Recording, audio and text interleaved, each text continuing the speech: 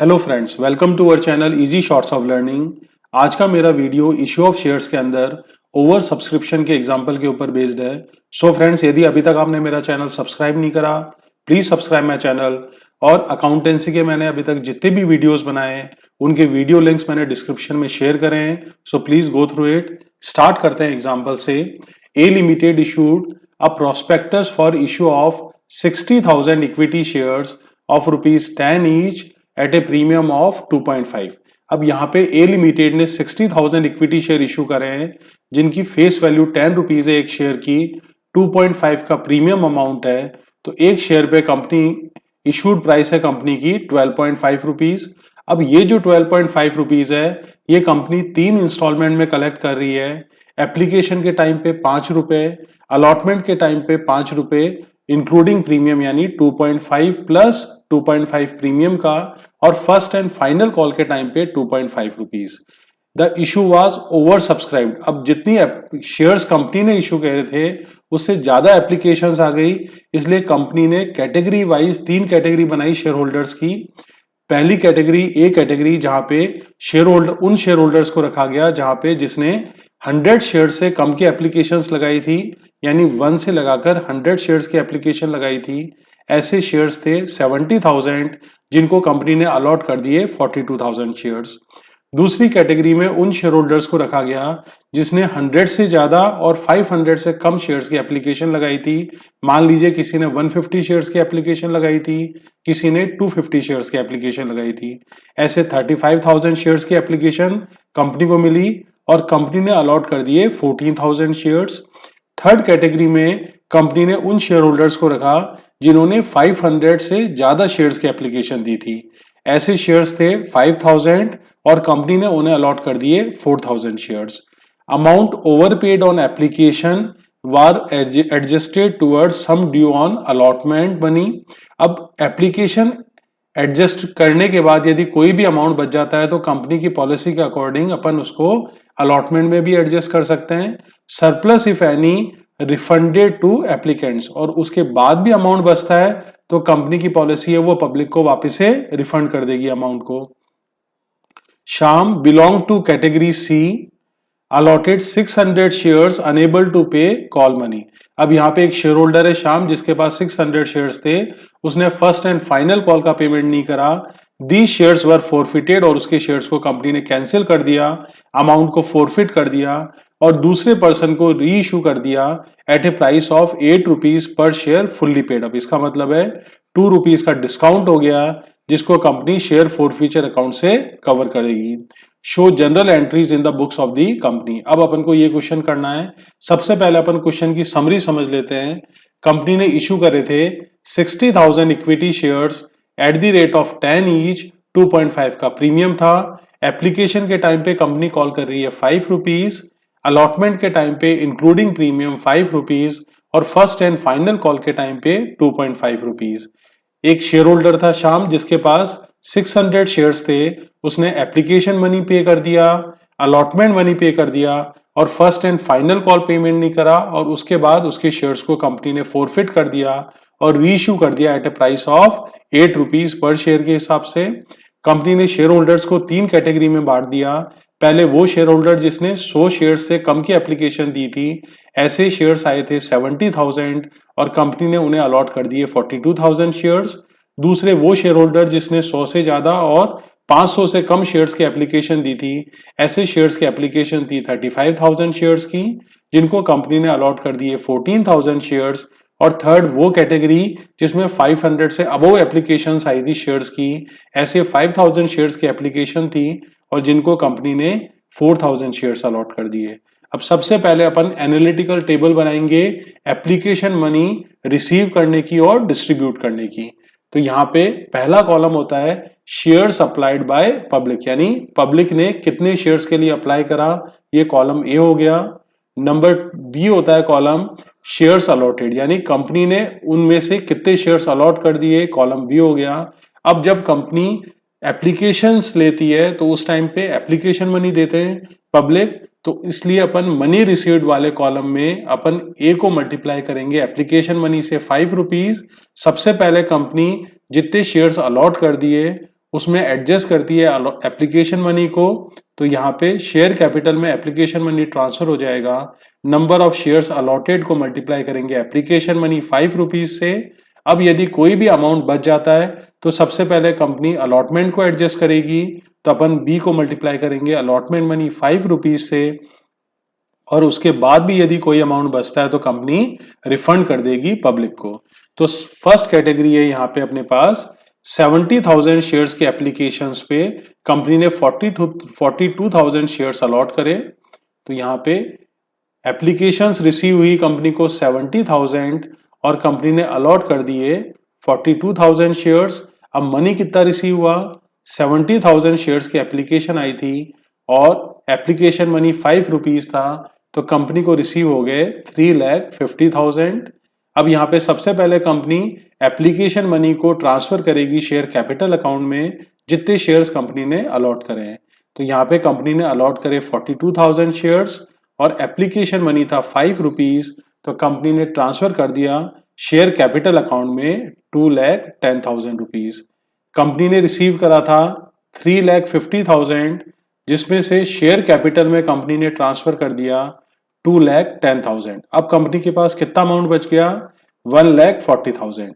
Number of shares allot करे company ने 42,000। अब यदि अपन को अलॉटमेंट मनी एडजस्ट करना है तो 42,000 को अपन 5 से मल्टीप्लाई करते हैं तो अपन को रिक्वायरमेंट है 2,10,000 रुपीज की, मगर यहाँ पे अपने पास अवेलेबल केवल 1,40,000 है, इसलिए पूरा अमाउंट अपन अलॉटमेंट में एडजस्ट कर देंगे और कोई भी अमाउंट अपन रिफंड नहीं करेंगे। नेक्स्ट कैटेगरी है जिसमें कंपनी ने रिसीव करी थी 35,000 शेयर्स के एप्लीकेशंस और कंपनी ने अलॉट कर दिए उनमें 14,000 शेयर्स। तो यहाँ पे अपन सेकंड कैटेगरी में लिख लेते हैं, एप्लीकेशन रिसीव करी थी 35,000 और कंपनी ने अलॉट कर दिए 14,000 शेयर्स। मनी कितना रिसीव हुआ, 35,000 एप्लीकेशंस पे 5 रुपीज के हिसाब से कंपनी को रिसीव हुआ 1,75,000 रुपीज। सबसे पहले कंपनी शेयर एप्लीकेशन को एडजस्ट करती है, तो नंबर ऑफ शेयर्स अलॉट करे थे कंपनी ने 14,000 और एप्लीकेशन मनी 5 रुपीज है, तो कंपनी ने एडजस्ट कर दिया शेयर कैपिटल में ट्रांसफर कर दिया 70,000 रुपीज। अब यहाँ पे कंपनी को रिसीव हुए थे 1,75,000, जिसमें से एप्लीकेशन मनी एडजस्ट कर दिया कंपनी ने 70,000, तो अब कंपनी के पास कितना अमाउंट बच गया, 1,05,000। अब कंपनी को 14,000 शेयर्स को एडजस्ट करना है, तो सफिशिएंट अमाउंट है अपने पास, तो 14,000 इंटू 5 अलॉटमेंट मनी अपन ने एडजस्ट करा, तो यहाँ पे अलॉटमेंट मनी की रिक्वायरमेंट है 70,000 और अपने पास है 1,05,000, तो अपन आराम से एडजस्ट कर सकते हैं। तो एक्सेस अमाउंट को अपन ने अलॉटमेंट में एडजस्ट कर दिया। अब यहाँ पे कंपनी के पास थे 1,05,000 और कंपनी ने अलॉटमेंट एडजस्ट कर दिया 70,000 का, तो कंपनी के पास कितना अमाउंट बच गया, 35,000, जिसको कंपनी रिफंड कर देगी पब्लिक को। नेक्स्ट कैटेगरी है, यहाँ पे कंपनी को रिसीव हुई थी एप्लीकेशंस 5,000 शेयर्स की और कंपनी ने अलॉट कर दिए 4,000 शेयर्स। तो सबसे पहले अपन लिख लेते हैं कितनी एप्लीकेशंस रिसीव हुई, 5,000। कंपनी ने अलॉट करे 4,000 शेयर्स। मनी कितना रिसीव करा, 5,000 एप्लीकेशंस पे 5 रुपए के हिसाब से कंपनी ने रिसीव करा 25,000 रुपीज। सबसे पहले कंपनी एप्लीकेशन मनी को एडजस्ट करती है, तो कंपनी ने अलॉट कर दिए 4,000 और एप्लीकेशन मनी 5 रुपीज के हिसाब से 20,000 कंपनी ने शेयर कैपिटल अकाउंट में ट्रांसफर कर दिया। कंपनी के पास थे 25,000, जिसमें से एप्लीकेशन मनी कंपनी ने एडजस्ट करा 20,000। अब कंपनी के पास कितना अमाउंट बच गया, 5,000 और अपन को रिक्वायरमेंट कितनी है, 4,000 इंटू अलॉटमेंट मनी है 5 रुपीज, 20,000 की रिक्वायरमेंट है, मगर यहाँ पे अपने पास केवल 5,000 है, तो ये 5,000 अपने चले जाएंगे अलॉटमेंट में और कोई भी अमाउंट अपन रिफंड नहीं करेंगे। अब टोटल एप्लीकेशंस कंपनी को कितनी रिसीव हुई थी, 1,10,000 शेयर्स की और कंपनी ने अलॉट कर दिए पूरे 60,000 शेयर्स। टोटल मनी कंपनी को कितना रिसीव हुआ, 3,50,000 प्लस 1,75,000 प्लस 25,000, तो कंपनी को रिसीव हुआ 5,50,000। अब इस 5,50,000 को कंपनी ने डिस्ट्रीब्यूट करा, जिसमें से 60 शेयर्स पे एप्लीकेशन मनी ट्रांसफर कर दिया शेयर कैपिटल में 3 lakh rupees. Allotment excess amount सबसे पहले अलॉटमेंट में एडजस्ट करा, तो यहाँ पे एक्सेस अमाउंट एडजस्ट हो गया 2,15,000 और जो बचा हुआ अमाउंट है उसको कंपनी ने वापस से रिफंड कर दिया पब्लिक को 35,000। तो इस तरह से अपन टेबल फॉर्मेशन बनाते हैं, एनालिटिकल टेबल बनाते हैं। अब सबसे पहली एंट्री करते हैं अपन एप्लीकेशन मनी रिसीव की, तो यहाँ पे कंपनी को रिसीव हुआ था 5,50,000, तो अपनी एंट्री हो जाएगी bank account debit to equity share application account, company ने रिसीव कर लिया 5,50,000। यदि अपन को इस अमाउंट को क्रॉस चेक करना है तो कंपनी को एप्लीकेशन रिसीव हुई थी 1,10,000 शेयर्स की और एप्लीकेशन मनी है अपना पर शेयर 5 रुपीज, तो भी अपना आंसर कितना आता है 5,50,000। अब यहाँ पे 5,50,000 को कंपनी ने डिस्ट्रीब्यूट करा है, जिसमें से शेयर कैपिटल में ट्रांसफर कर दिया 3 लाख, शेयर अलॉटमेंट में 2,15,000 और रिफंड कर दिया 35,000।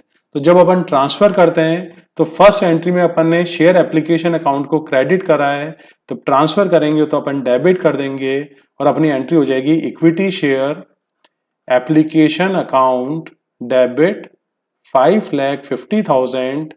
सबसे पहले अपन ट्रांसफर करेंगे to equity share capital account में 3 लाख रुपीज। फिर एक्सेस अमाउंट को अपन ने अलॉटमेंट में एडजस्ट करा, तो to equity share allotment account 2,15,000 और बचा हुआ अमाउंट अपन रिफंड कर देंगे थ्रू बैंक और एंट्री हो जाएगी टू बैंक अकाउंट 35,000। तो इस तरह से अपन एप्लीकेशन मनी रिसीव और एप्लीकेशन मनी ट्रांसफर की एंट्री करेंगे। नेक्स्ट एंट्री आती है अपनी अलॉटमेंट मनी ड्यू की। तो सबसे पहले अपन देखते हैं कितना अमाउंट अपना ड्यू होता है अलॉटमेंट का।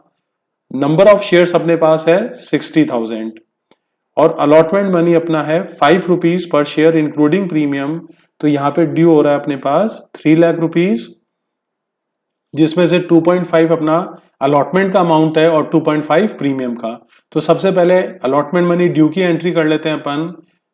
Equity share allotment account debit, installment को ड्यू कर दिया अपन ने 3 लाख रुपीज से और सबसे पहले ट्रांसफर हो जाएगा to equity share capital account में 60,000 इंटू 2.5 1,50,000 और बचा हुआ अमाउंट अपना प्रीमियम है और प्रीमियम प्रॉफिट होता है, इसलिए सारे प्रॉफिट्स को अपन क्रेडिट करते हैं और एंट्री हो जाएगी to security premium reserve account 1,50,000। तो ये अपनी अलॉटमेंट मनी ड्यू की एंट्री हो गई। अब सबसे पहले देखते हैं अपन कोई एडवांस अपन को रिसीव हुआ है क्या अलॉटमेंट मनी का एप्लीकेशन के टाइम पे। तो यहाँ पे अपन को एक्सेस अमाउंट अपन ने अलॉटमेंट में एडजस्ट करा है 2,15,000 का, तो ये शेयर होल्डर ऑलरेडी पे कर चुके हैं अलॉटमेंट मनी, तो इसको अपन लेस कर देते हैं। तो यहाँ पे टोटल अमाउंट ड्यू था 3 लाख रुपीज, इसमें से अपन ने लेस कर दिया amount paid with application. Application के साथ शेयर होल्डर्स ने अलॉटमेंट का अमाउंट दे दिया 2,15,000 रुपीज का। इसका मतलब है अब अलॉटमेंट मनी ड्यू कितना रह गया शेयर होल्डर कंपनी के पास 85,000, तो ये शेयर होल्डर्स ने पे कर दिया और अलॉटमेंट मनी रिसीव की अपन एंट्री करेंगे bank account debit to equity share allotment account 85,000। ये अलॉटमेंट मनी रिसीव की एंट्री होगी। नेक्स्ट एंट्री होती है अपनी फर्स्ट एंड फाइनल कॉल की। तो सबसे पहले अपन लिख लेंगे अमाउंट ड्यू। अब अपने पास नंबर ऑफ शेयर्स है 60,000 और फर्स्ट एंड फाइनल कॉल है अपना 2.5 रुपीज पर शेयर। तो कितना अमाउंट ड्यू हुआ फर्स्ट एंड फाइनल कॉल का 2.5 के हिसाब से 1,50,000। यहां पे अपन ड्यू की एंट्री कर लेते हैं सबसे पहले। तो equity share first and final call account debit to equity share capital account और अमाउंट ड्यू हो गया फर्स्ट एंड फाइनल कॉल का 1,50,000। अब कोई भी एक्सेस अमाउंट अपन ने कंपनी की पॉलिसी थी कि कोई भी एक्सेस अमाउंट अपन को फर्स्ट एंड फाइनल कॉल में अपन ने एडजस्ट नहीं करा। यहाँ पे एक शेयर होल्डर है श्याम, जिसके पास 600 शेयर्स थे और उसने पेमेंट नहीं करा फर्स्ट एंड फाइनल कॉल का। और इसलिए कंपनी ने उसके शेयर्स को फोरफिट कर दिया। तो अपन को first and final call receive नहीं हुआ 600 शेयर्स पे, तो अपन इसको सबसे पहले लेस कर देते हैं। तो यहाँ पे अमाउंट ड्यू में से लेस हो जाएगा नॉट पेड। यहाँ पे शेयर होल्डर के पास 600 शेयर्स थे और अलॉटमेंट मनी था 5 रुपीज। तो शेयर होल्डर ने कितना अमाउंट पे नहीं करा, 1500 पे नहीं करा। तो शेयर होल्डर्स ने फर्स्ट एंड फाइनल कॉल का पेमेंट करा 1,48,500 रुपीज का।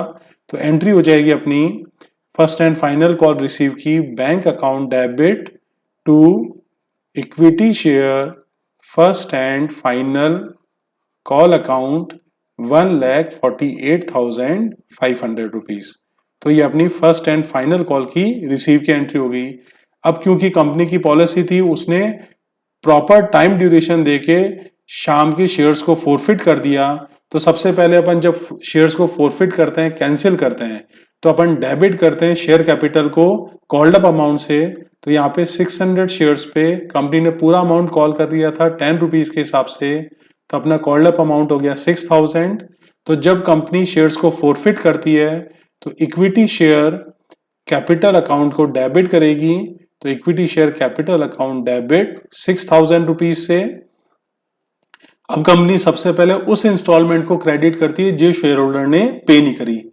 यहां पे शेयर होल्डर ने पे नहीं करा फर्स्ट एंड फाइनल कॉल, तो यहां पे एंट्री हो जाएगी to equity share first and final call account 1500 का पेमेंट नहीं करा, 600 इंटू 2.5 के हिसाब से। और जो शेयर होल्डर ने पे कर दिया वो अपना शेयर फोरफीचर अकाउंट में चला जाता है। तो to share equity share forfeiture account 4,500 का शेयर होल्डर ने पेमेंट कर दिया, जिसको कंपनी ने अमाउंट को फोरफिट कर लिया। अब कंपनी इन 600 शेयर्स को री इशू कर रही है at a price of 8 rupees per share, यानी 2 रुपीज के डिस्काउंट पे री इशू कर रही है। तो सबसे पहले अपन ये देख लेते हैं कंपनी को कितना अमाउंट रिसीव हुआ। तो 600 शेयर्स पे 8 रुपीज के हिसाब से कंपनी ने रिसीव करा 4,800 और 2 रुपीज का कंपनी को डिस्काउंट देना पड़ा, जो कंपनी ने एडजस्ट कर लिया शेयर फोरफीचर अकाउंट से, क्योंकि यहाँ पे शेयर फोरफीचर में अपने पास बैलेंस है 4,500 और 600 इंटू 2 करा तो कंपनी ने शेयर फोरफीचर अकाउंट से निकाला 1,200 रुपीज।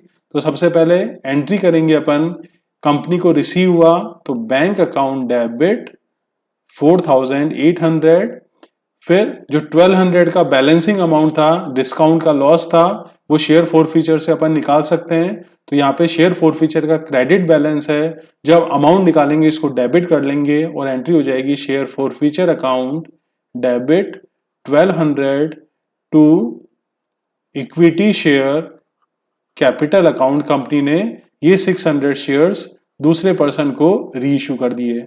अब यहाँ पे अपने पास शेयर फोरफीचर में बैलेंस था 4,500 का, जिसमें से अपन ने री इशू करते टाइम यूज कर लिया 1,200 रुपीज। इसका मतलब है कितना बैलेंस बच गया, 3,300 रुपीज।